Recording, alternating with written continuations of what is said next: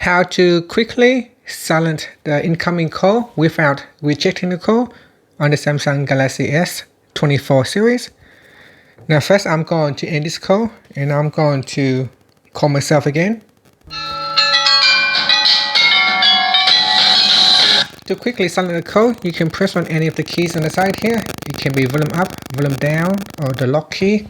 So here you can see if I press on the lock key, just going to wait for the phone to call. So here I'll call myself again.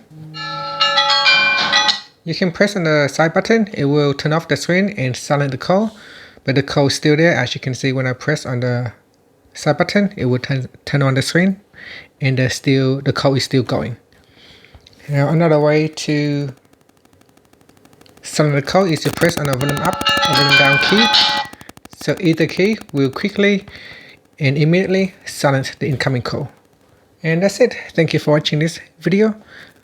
Please like and subscribe to my channel for more videos.